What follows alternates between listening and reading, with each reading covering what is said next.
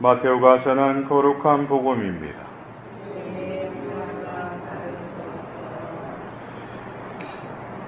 그때 바리사이들이 다가와 예수님을 시험하려고 무엇이든지 이유가 있으면 남편이 아내를 버려도 됩니까? 하고 물었다. 그러자 예수님께서 이렇게 대답하셨다. 너희는 읽어보지 않았느냐?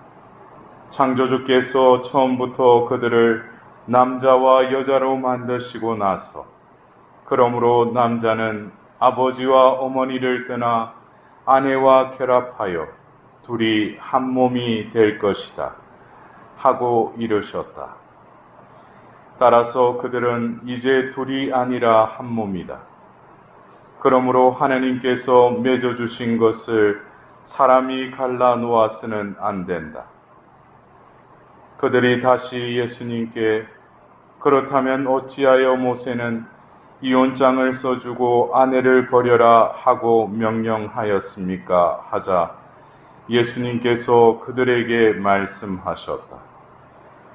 모세는 너희의 마음이 완고하기 때문에 너희가 아내를 버리는 것을 허락하였다.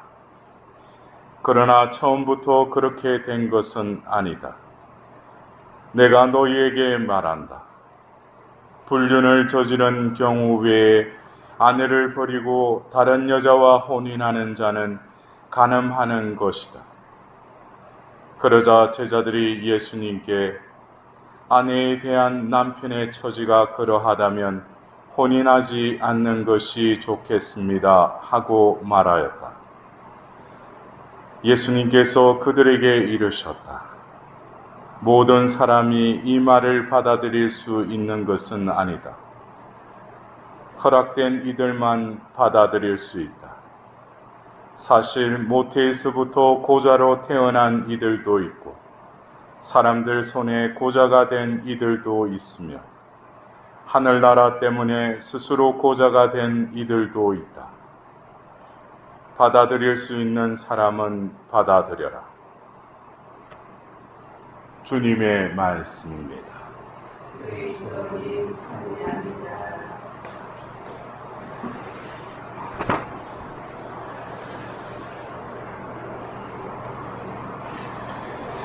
우리가 성경의 전반적인 내용을 이렇게 바라보자면 하나님께서는 그 구약의 역사를 통해서 한 소수민족을 선택하십니다.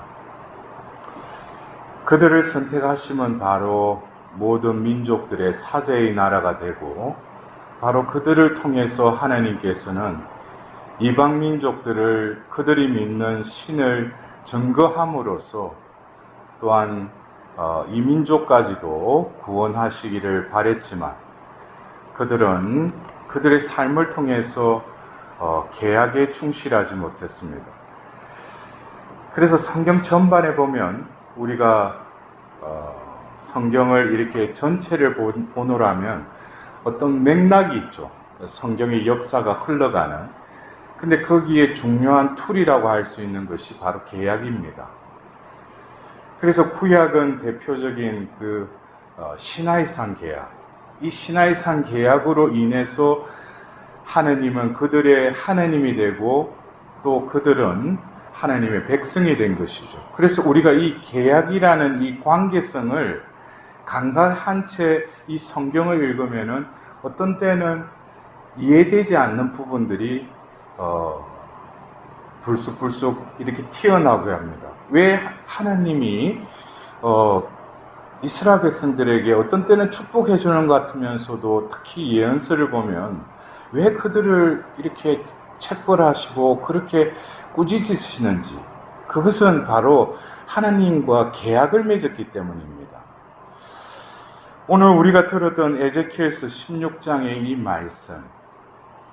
이 말씀을 여러분들은 얼마나 공감을 하시는지, 이 비유의 말씀은 바로 그 이스라엘 백성과의 그 관계 속에서 하나님께서 그 보잘것없는 민족을 택하셔서 그들을 당신의 소유가 되는 그 백성으로 격상시켰을 뿐만 아니라 그들에게 당신이 함께 계심을 우리는 구약의 역사 속에서 이렇게 볼 수 있죠.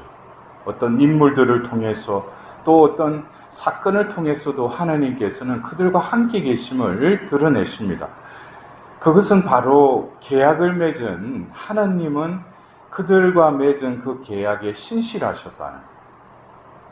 그러나 그와 반면에 계약을 맺은 그 이스라엘 백성들은 오늘 그 비유의 말씀처럼 어릴 때 태어나는 날 내 탯줄을 잘라주지도 않고 물로 내 몸을 깨끗이 씻어주지도 않았으며 내 몸을 소금으로 문지러주지 않았고 포도기로 싸주지 않았다. 이것은 어떤 버려진 어떤 운명, 아무도 태어났는데도 누구가 반겨주지도 않고 받아들이지도 않는, 이것처럼 어떻게 보면 불쌍한 운명이 어디 있겠습니까?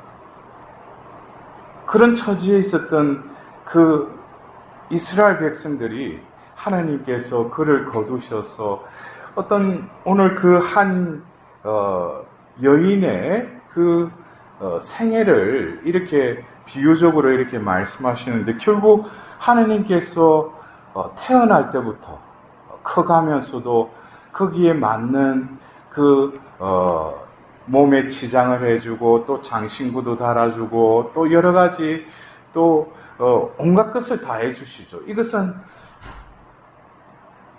어쩌면 누구도 받을 수 없는 그런 처사를 이스라엘 백성들은 받았다는 것입니다.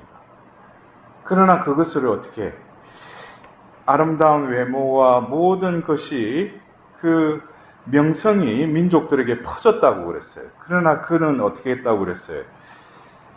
그 명성에 힘입어 불륜을 저질렀다고 그랬어요.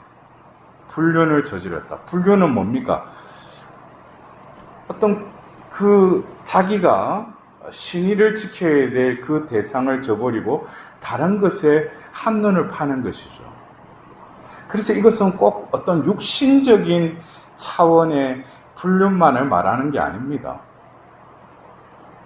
우리가 신앙인으로서 하나님과 세례 성사를 통해서 너는 내가 사랑하는 아들, 내 마음에 드는 자녀라고 우리와 관계를 맺으셨어요. 어떻게 보면 예수 그리스도의 피의 속량을 통해서 우리와 새 계약을 맺으셨죠. 하나님은 우리에게 신실하셔요. 한결같으시죠. 그러나 과연 나는 이 에제키엘서 16장의 그 한 여인의 삶과 같이, 그 이스라엘 백성들의 그 역사와 같이 나의 역사는 어떠한지, 얼마만큼 나는 하느님의 그 한결같은 사랑에 우리가 어떤 때는 죄를 지을 수도 있어요. 또 등을 돌릴 수도 있어요. 그러나 중요한 것은 뭡니까? 하나님과의 그 맺었던 그 관계, 그 관계는 세례 때 우리 이마에 그 인호를 박아주시면서 너는 내 것이다 이거예요. 근데 어느새 나의 존재는 내 것으로 살죠. 내가 나의 주인인 줄 알아요. 하나님은 나를 당신의 소유로 삼으셨다는 거예요. 그래서 우리가 하나님의 자비를 입었다면 자신의 삶에 대해서도 이 에제키엘서 16장에 이 비유적인 역사를 자신의 삶에 투영해서 자신을 다시금 재조명해야 돼요.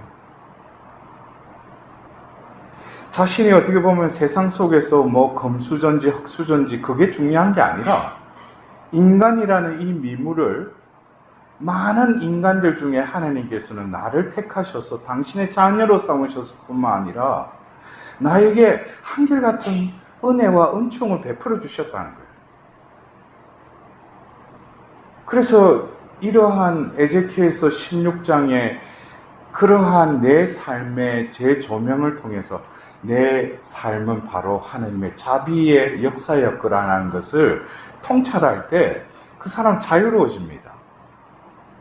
그러나 왜 그 사람 안에 어떤 상처와 깊은 웅덩이가 왜 그대로 자신의 영혼 안에 그대로 남아있겠어요? 그것은 하나님의 자비의 빛을 온전히 받아들이지 못했기 때문에 자기가 자기 인생을 사는 주체라고 생각해요. 이것은 큰 착각이죠. 우리가 신앙인이 됐으면 하나님이 나를 부르셨다는 거예요. 하나님과 그 계약을 맺으셨다는 거예요. 그 계약에 충실하신 하나님 앞에 내가 신앙생활을 통해서 나도 어떻게 돼요? 우리가 속된 표현으로 시근이 된다고 그러죠. 철이 든다고 그러죠. 그러면은 이제는 하나님과의 관계에 조금이라도 하나님이 베풀어 주신 것에 합당한 삶을 살아가도록 내가 조금씩 깨어나야 된다는 거예요. 그런 관계는 아랑곳하지 않고 뭐예요? 자기 삶, 자기 계획, 이것만을 이루려고 한다는 것은 또 다른 불륜을 계속 저지르는 것이죠. 오늘 일독서의 그 말씀을 우리가 들었고 또 오늘 복음의 예수님께서 이 혼인에 대해서 창세기 2장에 이 혼인에 대한 성경적인 어떤 근본을 다시금 재확인시켜 주십니다. 여러분들 그래요. 우리가 제가 조금 전에 이 계약에 대해서 말씀드렸는데 유대인들에게 있어서 이 혼인의 어떤 절차를 보면은 바로 그 계약의 절차를 그대로 이 혼인성사 안에 다 들어가 있어요. 그래서 우리가 유대인들의 혼인의 어떤 풍습이나 이런 절차들을 이해를 하면은 그것은 바로 그 성경에 나와 있는 이 계약의 절차들이 남녀가 만나서 혼인을 통해서 이제 부부가 되는 그 과정을 보면은 하느님과 이스라엘 백성들이 맺었던 그 계약의 절차와 아주 흡사하다는 걸 알 수 있어요. 그래서 예수님께서 특히 공생애 때 그 종말에 대한 여러 비유의 말씀을 하실 때 예수님의 혼인잔치의 비유를 드는 경우가 종종 있었습니다. 그게 뭐냐면은 이 혼인 계약은 유대인들에게 있어서는 삶에 있어서 이제 관연한 남녀는 이 계약의 혼인에 누구든지 참여해야 되니까 이것을 통해서 다시금 그들은 무엇을 깨닫는 거예요? 그냥 남녀끼리 맺어서 눈에 콩깍지가 끼어서 그냥 결혼하는 게 아니라 그들은 이 혼인의 이 과정을 겪으면서 바로 자기 선조들 이스라엘 백성들이 바로 하느님과 맺었던 그 계약을 다시금 어떻게 되뇌인다는 것이죠.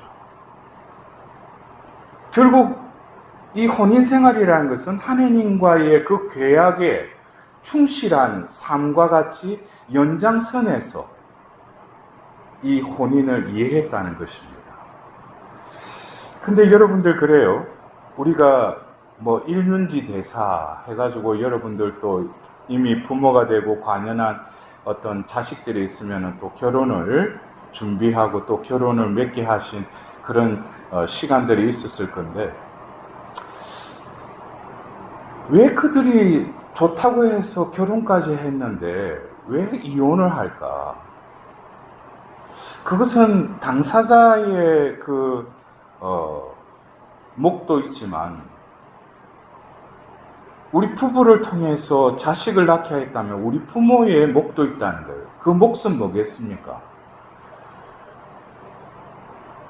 바로 하느님께서 맺어주셨다는 거예요. 근데 요즘 우리 신자들 사이에서도 이제 결혼 정년기에 든 그 자녀들 이렇게 결혼시킬 때 보면은 과연 하나님이 이게 맺어주셨는지 그것에 대해서 하나님께 대한 기도와 응답을 받고 이것을 절차를 밟아가 가는 건지 아니면은 인간적인 어떤 직장, 연봉, 뭐 어떤 미래 계획, 뭐 이런 것의 스펙에 대해서 더 어떤 마음을 가 있는지 아는. 왜냐면은 우리는 일륜지 대사가 혼인이기도 하지만은 우리 가톨릭 교회 또 동방 정교에서는 이것을 뭐로 성격시켰어요? 바로 성사, 거룩한 것이라는 거예요. 왜? 하느님이 이 남녀를 맺어주셨다는 거예요. 그냥 둘이 좋아해서 결혼하는 게 아니에요. 거기서부터 어긋나는 거죠. 처음부터. 하느님이 맺어주시는 것을 인간끼리 자기들 눈에 맞게끔 했으니까 뭡니까? 결말이 어떻게 되겠어요? 하나님이 맺어주셨을 뿐만 아니라 그들이 결국에는 살아가는데 필요한 은총과 모든 것을 하나님이 그 새로운 공동체를 이끌어 가시도록 그분께 여지를 드려야 되는데 그것에 대한 것은 하지 않고 그냥 신자니까 결혼식은 성당에서 할 뿐 그냥 인간적인 차원에서만 이 혼인을 바라보니까 처음에는 아웅다웅하면 잘 사는 것 같지만 얼마 되지 않아서 또 갈라서는 부부가 많죠.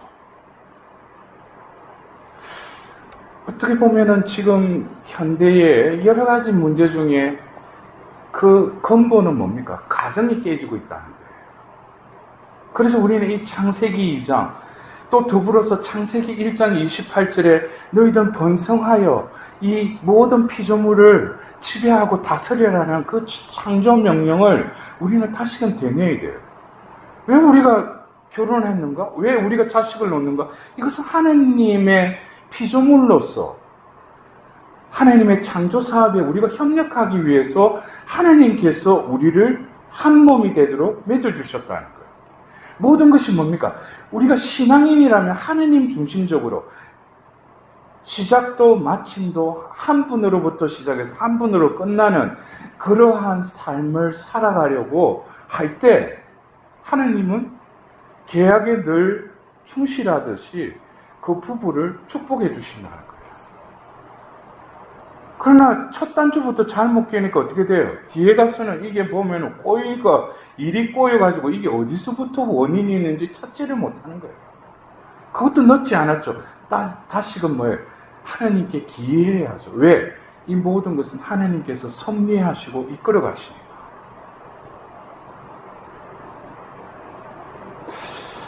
그래서 우리 신앙인이라는 것과 이 세상에 믿음이 없는 자들과 무엇이 틀린가? 이 성사를 통해서 하나님께서는 그 가정도 뭡니까?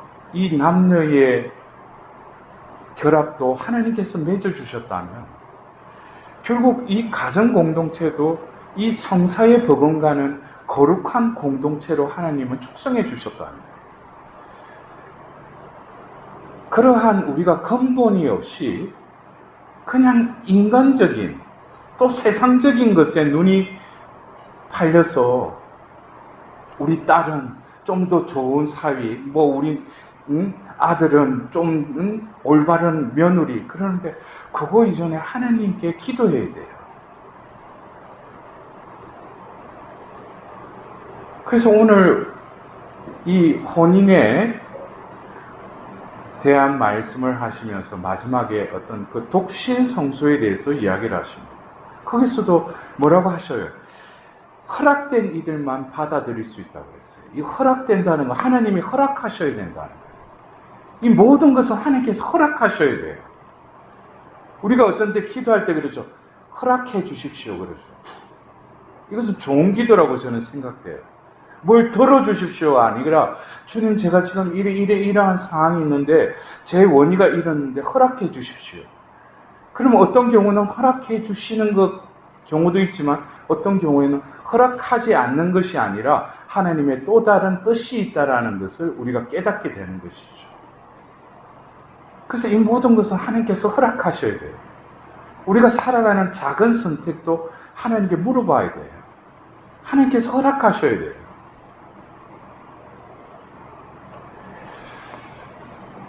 우리가 어쩌면 말씀 속에 하나님께서는 우리 삶의 진리를 다 담아두셨어요.